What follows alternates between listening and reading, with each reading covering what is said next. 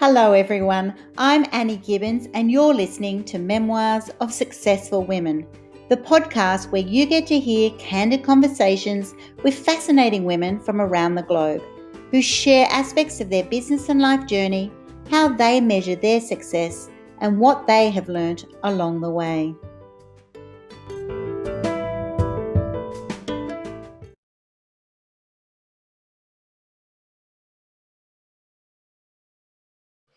Hello, everybody, and welcome to Memoirs of Successful Women. Today, I'm delighted to introduce to you Zoë Routh, who is a sought-after leadership expert, speaker, and author. She works with leaders and teams in various industries to overcome silos and work better together. Her fourth book is called People Stuff: Beyond Personality Problems, an advanced handbook for leadership, which has just won her the Book of the Year and Best Management and HR Book at the Australian Business Book Awards 2020.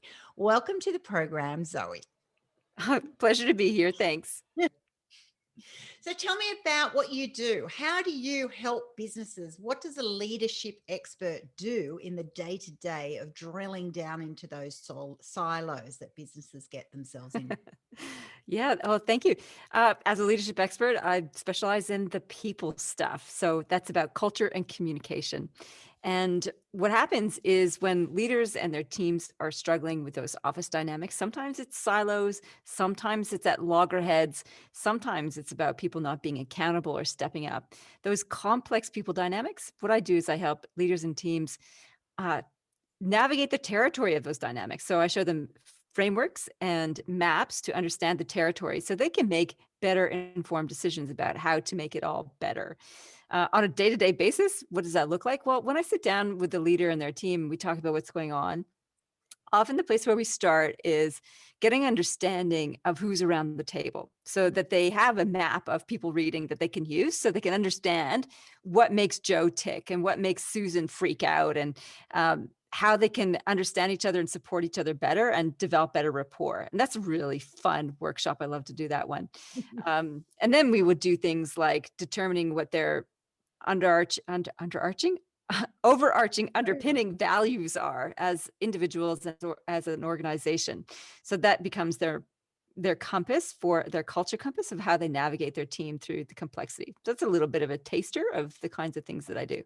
Yeah, I think that's wonderful because I totally agree. After managing lots of businesses over the years, it's all about the people, right? People Yeah. often think it's about your product or what you deliver, what you provide to other people. Yes, but it is all underpinned, as you said, by the people, and those personalities. That's right. I know we've got an increase in personality profiling and other things through HR, but at the end of the day, it's actually getting along with people and knowing what drives them, what motivates them, how they engage with each other.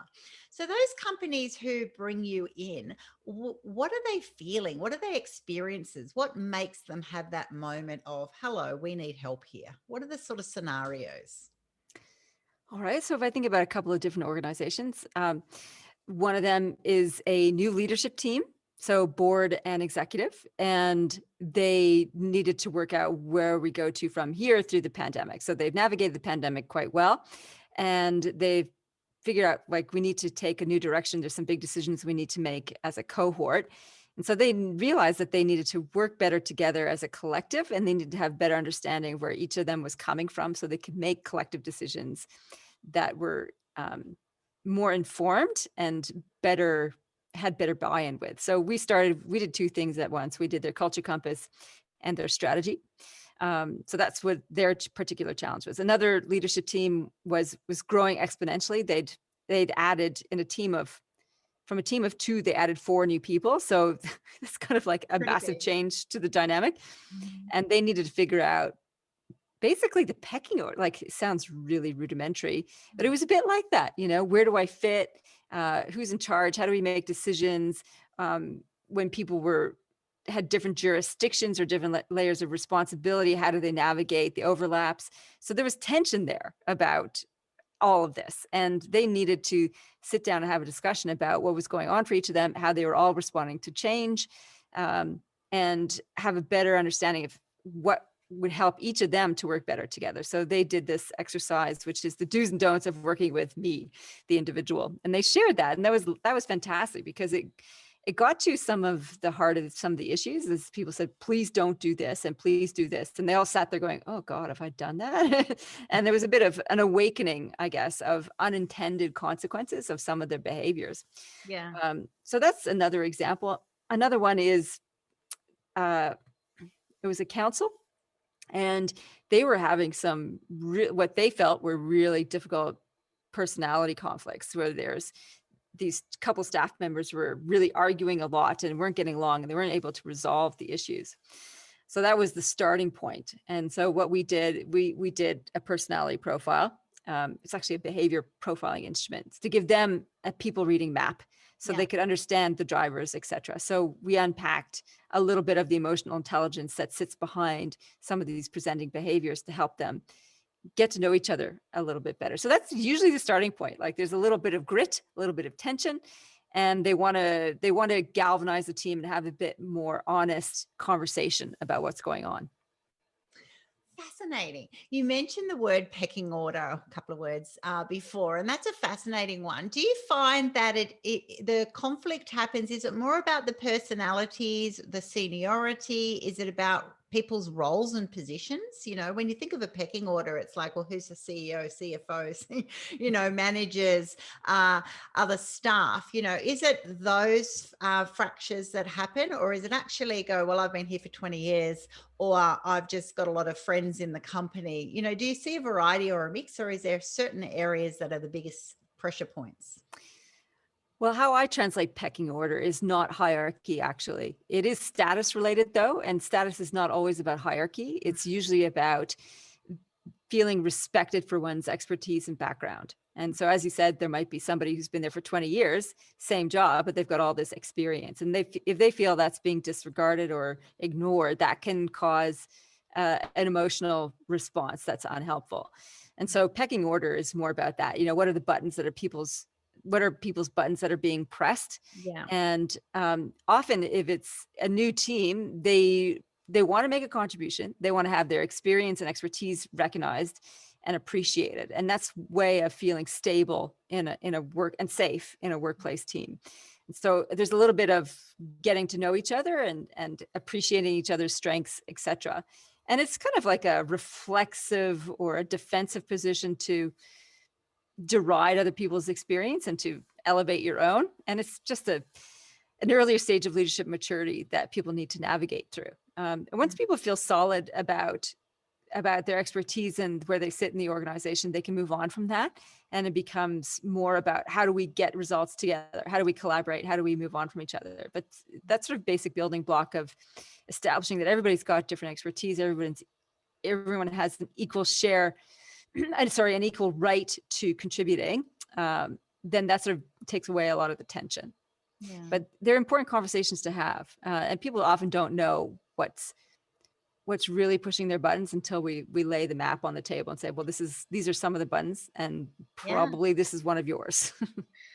I think it's wonderful, because it's often the situation in a work environment that you don't have that opportunity. It's like permission to share, permission to get to know each other, because you go straight into your roles and who does what, and then wanting to obviously reach your targets and have performance reviews and appraisals. But we sort of miss that opportunity. And having someone come into a company, I know my board's just had a review, and it's almost like this permission to see it as it is, and see it from different people's perspectives and the value in that, which is really great. I think a lot of people want it. They just don't know how to make it happen.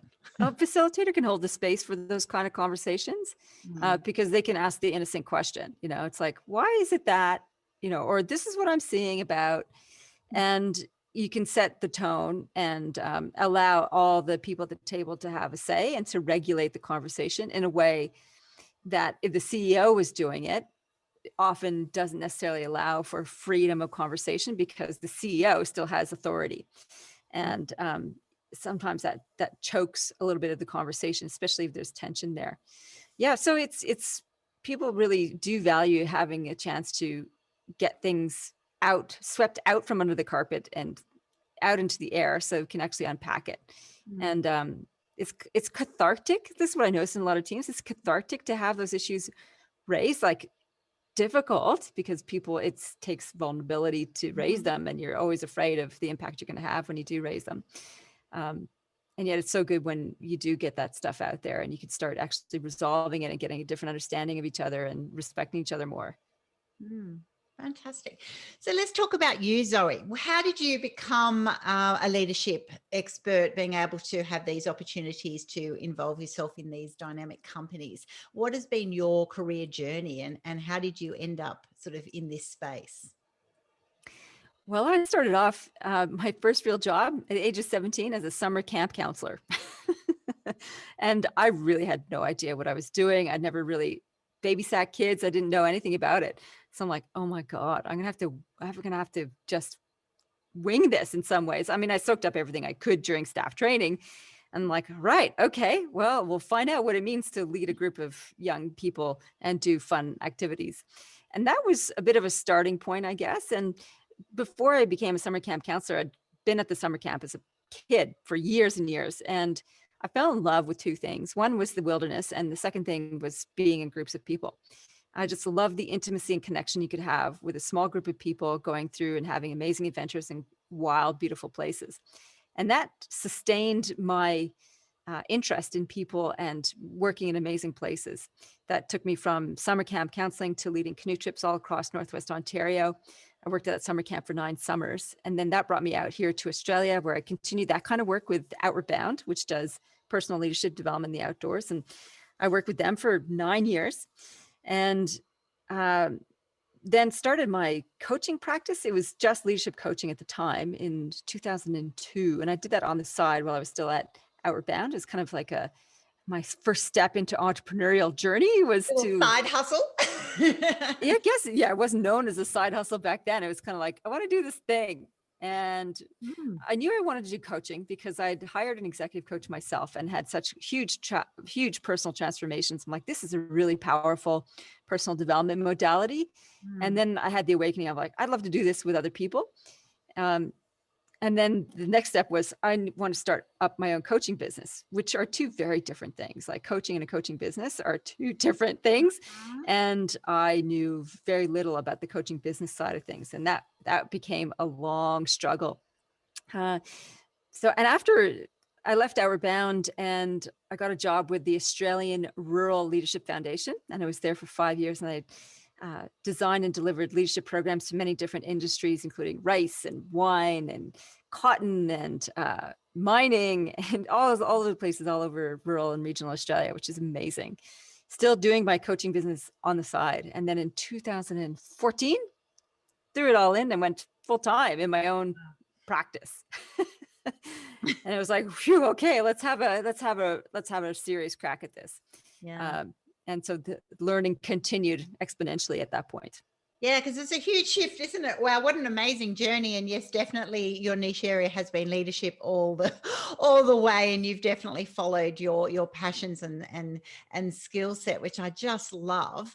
But also when you make that big decision to go, okay, now coaching is my business, and you give up the security of the day job and you realize the mammoth requirements of, okay, if I make this really big, how does that look like? What were the biggest challenges at that time?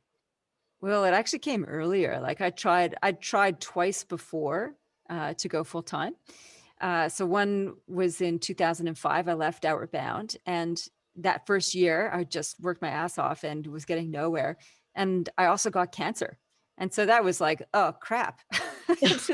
Right, okay, that put a pause on a lot of things, and it was a big physical and emotional turmoil for 6 months. And then I rebooted my practice and went back to Outward Bound part-time for a little while to help sustain me because I had no business after 6 months. Yeah. And stayed with them again for another year, and then went back. All right, I'll have another go. So from 2006 to 2008, struggled my way through trying to make a business work and didn't. And that's when I went to work at the Australian Rural Leadership Foundation.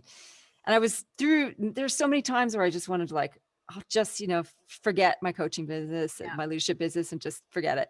And then every time when I was about to press delete on it, something within me said, no, don't do it. Don't do it. I'm like, okay. So I kind of just kept feeding it a little bit. And then finally went, right, okay, it's time to give this sucker a real crack. And so in 2014, I knew that I needed to level up. And one of the first things I did is I booked into a speaking course, because amazingly, I managed to get a speaking gig. I'm like, if I'm going to do this professionally, I need to know how to do this well. So I took a speaking course with Matt Church, who is one of Australia's best public speakers, and found out about this other organization he was running called Thought Leaders Business School, which was a community of people like me, coaches, experts, consultants, who he was teaching them how to develop their intellectual property and roll it out in a commercially smart way. I'm like, I need both those things. Yeah, I'm like, right. So in 2015, I joined Thought Leaders Business School, A, to get a community, B, to get a framework I knew that worked, and C, to create accountability to actually implement and learn and do this stuff. And that's when my business really started to take off. So I would say, it sounds like a very linear thing, but it was up and down, that's for sure. Kind of like, woohoo, great quarter, and then terrible quarter, and then great quarter, and then 2 bad quarters, like that kind of thing. But the trajectory was upward, which has been amazing. So that did wonders for my leadership practice. And in the first 6 months, I wrote my first book, which was actually quite fast. When I look about it now, I'm like, oh my God, how did I pull that off? But yeah, I pumped out a book in the first 6 months of being in business school, and kept doing all the actions they said to take. So yeah, I followed a system. I had a great community of peers, and that really, really helped. So some of the key insights were about having a structure and a community to lean on was really, really important. I think it's huge being in that community, and then also that has infectious enthusiasm, I suppose. And it's also that accountability. When you mention accountability, that's true, because you put yourself out there and they'll go and say, hey, Zoe, you said you were going to do this, how about, how's that going? And then you can't hide when you're sort of doing your own thing and go, oh yeah, it's going okay, where someone else will, these are power people who will actually, hold you accountable in a really great way, in a positive, supportive way. I love that. And wow, you've been mentored very, very well.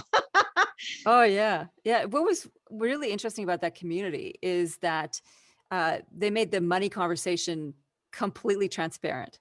Yeah. And so everybody, not only did we talk about the money that we were earning and we're aiming to achieve, but we had lanyards that represented how much money we'd made in a quarter in the last 12 months. It was color coded against this white belt to black belt level scheme. So you knew automatically every quarter you had to look at someone's lanyard, you go like, okay, good quarter, bad quarter, or whatever, or you get a sense of where their practice was at.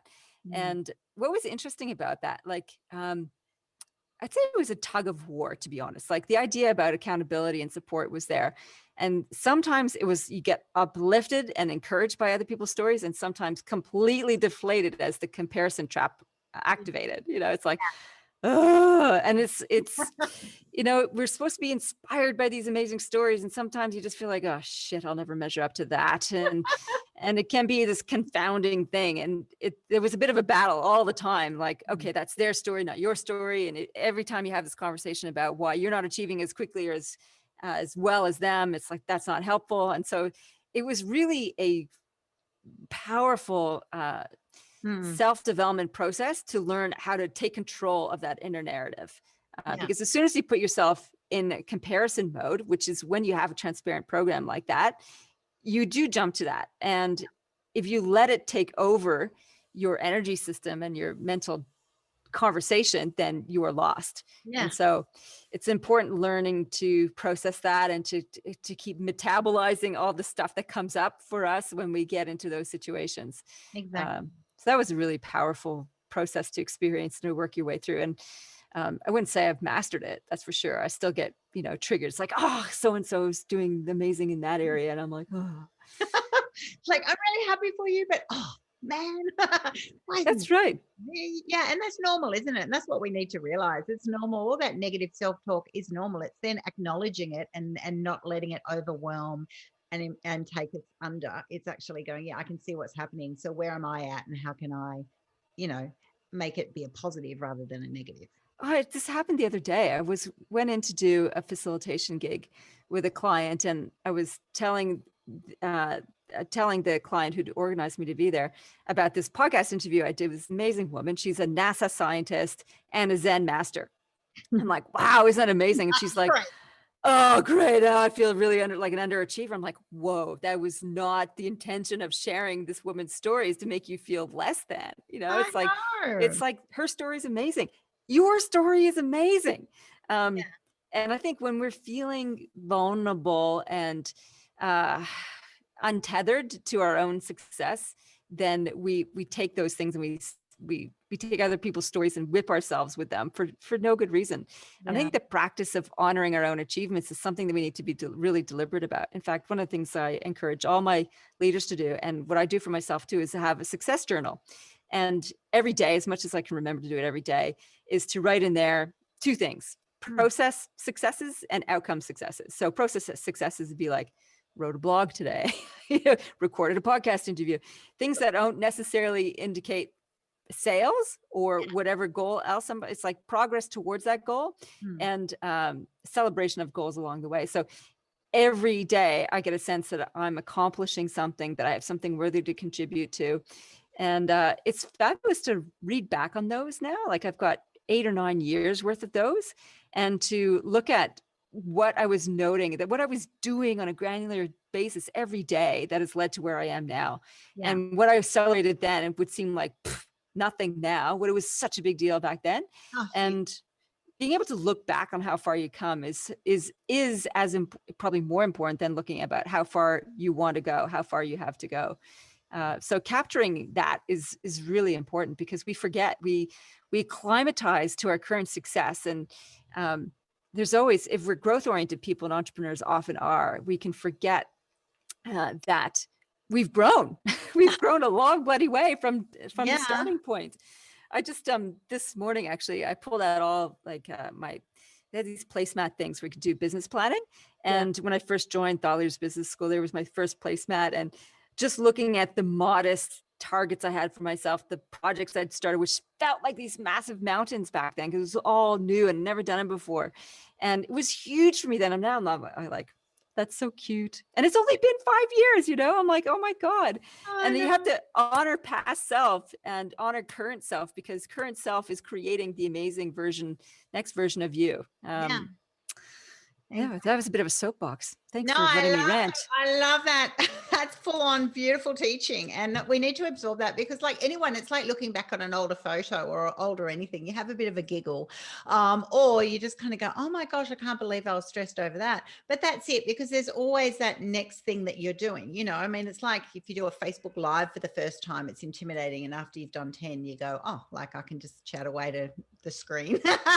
Or if you're doing that speaking event, and then suddenly you get polished at it. All of those things, every single step is a big step, is a huge step if you haven't done it before, right? And so it's actually acknowledging, yeah, that's right. Sometimes you go, oh, have I come very far? And then when you reflect back, and I love the journaling, because when you do reflect back and go, oh my gosh, I remember I was intimidated by that. I was scared about that. I did doubt my abilities here or there. And it's so good to reflect back and go, oh my gosh, I've actually gone in leaps and bounds. Because that's right, as an entrepreneur, or you're looking at what's next, and it's very easy to get distracted by the future wins, and forget celebrating the daily achievements, which are always there when you That's look. right. Yeah. How do you like to celebrate your wins? I think I like to revel in the feeling of it. So I just won this big award for my book, the Business Book of the Year, which was so unexpected. And when the news came through, I was literally speechless. The most I could get out was shouting out to my husband, like, Rob. And he's like, what? He came running in. I'm like, I'm showing him the iPad where this announcement is. I'm like, I literally couldn't say anything. I'm like, just pointed at it, like, look. He's like, what did you win? I'm like, I won the big one. I was incoherent. Yeah. So exciting. Yeah. So I think really feeling that fully was one of the ways that I celebrated it. And sharing the news with people I care about was another way. I mean, I'm not one for let's go out for dinner and have a big night. Like, that doesn't feel like celebration to me, but just a simple honoring of the work and of the people who helped create it, and sharing the good news with people who love me and I care about. That that was a lovely celebration for me. And I felt, and I was really, really honored by the support that came back from my friends and colleagues around it. So that was the celebration for me. Oh, that is huge. And big congratulations. It is huge what you've achieved. So well done you. And I'm glad that you've celebrated a bit. Yeah, and it does take a village, doesn't it? That's behind these achievements. There are the long suffering husbands, or the editors, or the friends who've commented, or the people who've proofread and done all of that. And just those people who believe in you, and that belief takes you a long way. Those people who encourage you and don't get intimidated by you and sort of go, yeah, you go, girl. So how is your fourth book different to your first book? What has been the stages of your books, and how did they play out? Oh, well, I'll tell you how they're similar is that I put way too much in my first book, and I've put way too much in this fourth book in terms of complexity. I think it's a big, rich book for people to read. So that's where they're the same. How they're different is this latest one, I spent a lot of time researching. I spent a lot of time digging into my thinking around the different principles and ideas behind them. I really worked on my models to flesh out what would be most useful. I really had at the heart of the book thinking about the person reading it, what was going to be useful for them, what were their biggest concerns, how could I help them shift and make a bigger difference in their leadership journey. So I held that as a really strong compass for me throughout the whole book. And this, I guess another thing that was different is that I took a writer's course during the pandemic as I was writing this latest one. And that made a huge difference. So, and that reignited my passion for wordsmithing and wordscraft, and it helped me polish up a lot of the book. So I can reading the book now, I can really tell the chapters I wrote before the writing course and the chapters I wrote after the writing course.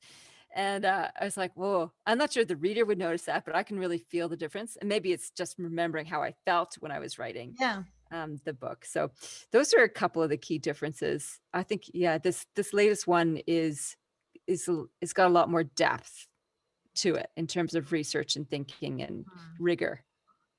So what will people receive when they buy your latest book? What will they learn from it? Why should they go and buy a Zoë Routh book? Well, this latest one is about the power of perspective.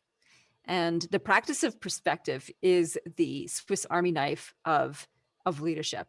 So the more that we can develop our capacity to see long, far, deep, and wide in our leadership practice, the better we are going to be able to handle uncertainty and fluidity and ambiguity. That's exactly what leaders need to be able to do, is to handle that complexity. The other thing that they'll get is some suggestions on how they can see themselves. So this whole crisis of who am I, how am I capable, is resolved a little bit with some suggestions to take on different archetypes and to borrow the strengths and architecture of archetypes. So that can help infuse you with the right energy and the right approach to different situations. And then another big piece of it is a map to understanding people's behavior. So difficult behaviors, I call them the 4 devils of people stuff. So we talk about the 4 devils and what drives each of them and how to respond to them, and also to dig below the surface a little bit to change the systems that are potentially creating those 4 devils in the first place. So it's like immediate solutions as well as long-term solutions. And the skill and practice of perspective is what people can get in their toolbox of people stuff. Brilliant. I'm sure everyone listening, go and buy Zoe's book, because it sounds super, super awesome. And really deep and diverse. I love that breadth that you've put into that. And I think it's wonderful for those emerging leaders who often don't think they're real leaders yet. You know, what you were saying at the beginning of this conversation, where you kind of went, well, I'm starting to lead others, but do I have the skills for this? I'm learning about human behavior, but I haven't really got it all packaged yet. It's so wonderful to get your hands on something from an expert who's been in that field for so long and goes, yes, these are, I've packaged it for you. I'll sort of put it all, not on a platter, but I'll help you go through that journey in a clearer way. I think it's going to be so helpful for people. So where to from now, Zoe? Where do you see your journey going? I've been looking looking a lot about this, geez, losing my language, end of the year language loss. I've been thinking a lot about this. So 2021 is going to be the year of Shiva and Shakti. Those are my archetypes I'm embodying for the year. And those are Hindu gods. And Shiva is the destroyer, Shakti is the creator. And together they need each other to create stuff. So there'll be an element of creative destruction coming into play. So which means letting go of old stuff and creating new stuff. And the theme, I guess, is leverage. So I want to expand what I'm doing in the world with my senior group of leaders, my Amplifiers program, so that can be of service to more leaders around the world. I'm writing another book called Power Stuff, probably is what we're going to call it, Power Stuff. It doesn't sound very powerful. I'm like, I think we'll call it that. Why not? So I'm just starting to research for that. And the third theme for me for the next year, and which will lead into the next 5 to 10 years, is energy. And so I'm going to be studying, I want to study Aikido to learn a bit of a martial art and the practice of that. So that's a little bit of a taster of 2021 leading into the future. But really it's about more leaders, building more wise and compassionate leaders so they can have a bigger impact is what I'm aiming to achieve. I'm loving your energy at this time of year. Though you're feeling a few words might be missing, it's like, well, you're certainly not limping home. It's been a really powerful year for you, and you can see. I love the way you've already got you know where you're heading in the new year, and that's big. They are big goals. They're awesome, and I love that focus on scalability. So you're scaling what you do so that you can empower others to have more reach in areas that matter, and I think that is brilliant. So how do people reach out to you, Zoe? How do they find you if they're wanting to find your book or get coached by you? They can come and find me on my Planet Zoe, which is my website is zoerouth.com, ZOEROUTH, like mouth with an R. And that's like the hub. And apart from that, I'm very active on LinkedIn, pop into Twitter, Instagram, and Facebook. But those are probably the two central places, my website and LinkedIn. Fantastic. And let's finish our discussion with a little chat about success. So this podcast is called Memoirs of Successful Women. And obviously you are a very successful woman in your own right. But what does it mean to you? How do you define a successful woman or a successful stage in life? What does it look like? What does it feel like to you? Well, those are two very different questions. What's a successful woman and what's a successful stage in life? Let me respond to it in the way that I've come to learn and think about success. And 20 years ago, when I first hired my own coach, and that was one of the intake questions he had on his coaching form, and which I've adopted and put onto my intake on my coaching forms as well. It's like, how do you define success? And I think at the time, I'm like, oh, I don't know, get a promotion, whatever. And it was a pivotal conversation because it led to an exploration of the physical trappings of success, external markers of success, versus the internal markers of success, which is about your emotional state. And at first, for a number of years, I thought, forget the external markers. It's all about the internal state. Success is about how I feel, how I approach the day, all that kind of stuff. And then I've worked out more in the last few years. It's actually both. You need both. You need the tension of having an aspirational goal to create this creative energy for you that you can creatively destroy and progress towards. And that kind of helps you expand who you are and how you are in service to the world. So those external markers are extremely important. And the internal gauges of success about how you're showing up as a human and how much you're enjoying your life in the process and how outwardly focused you are while still learning about yourself is another definition of success. And those two are really important together. If you just have external markers, you're going to burn yourself out. If you just have internal markers, you're never going to do anything. So it's kind of like the yin yang of creativity and participating in the world. So that's my soliloquy on success, if you like. I think what makes a successful woman is really that she owns herself and that she is able to lovingly look at herself and to own all of her flaws as she perceives them, all of who she is, and keep showing up and being a contributing force in the world. So none of us are perfection, and yet we are all perfect. And I think that is a really important aspect of how a successful woman should look at herself. And if people would just achieve all sorts of different things, whether you publish 100 books. Like I was listening to a podcast today and the author's like, oh, I'm not yet 50 and I wanted to write 50 books by the time I'm 50. I'm like, 50 freaking books. I just got out 4. Oh my God. I'm like, wow. And then it's like, well, it's interesting to see like, is that a goal that's of interest to me? It's like, it just kind of sparks what's possible. And I think if we allow each other to spark what's possible for each other, and honor each other's different journeys, then that is such a delicious place to be, isn't it? It's like, wow, there's just a world of possibilities out there. And what somebody's doing in one world is like, that's amazing. And I get to experience that through your lens on the world. And that's amazing. And whatever I have to offer, people can say that's amazing. They can take whatever's useful from that and help them spark whatever contribution they want to make in the world. This woman I was interviewing, I mentioned her before, Ginny Whitelaw, the NASA scientist and Zen master. Her book, Resonate, is amazing. So I'm currently immersed in it. And it's all about the energy that you bring to the world. We are all of us are all energy, and we either resonate or we don't. There's dead spots within us that we need to clear out and purge that energy out. And that allows us to ring true and to have a sonorous contribution to the world. And how we show up, the stuff that we do, it creates ripples, and that can help other people. And when people get on the same wavelength as us, literally and metaphorically, that can create an amplitude and a wavelength that can create and change the world. And I think that is so cool. So if I'm going to think about success is about becoming more resonant with who you are. So cleaning out your energy channels and your focus and your self-love so that you can become this booming presence that allows other people to resonate and uplift and amplify into the world.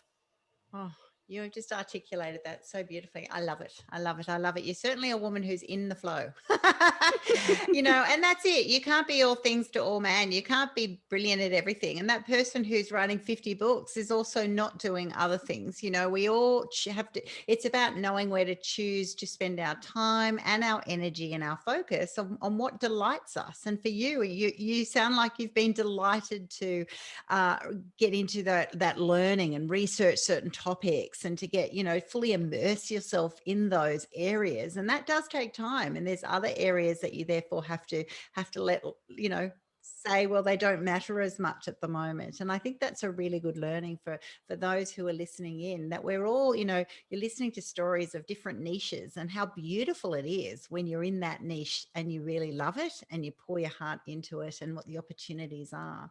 And then, but we're all different, and it's about supporting each other. And wow, I wish you all the best for your future success, Zoe. And I've loved the conversation that we've shared today. Thank you, Annie. It's been a real pleasure and fun too. Thanks. Thank you.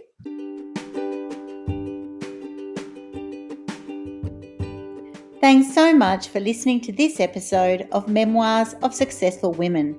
You can find me at anniegibbins.com, where you can download my free resources, get connected on social, and check out my online magic transformation program. If you love this show, feel free to subscribe to future episodes, and of course, share it with your friends. I'll see you again soon, and until then, happy podcasting.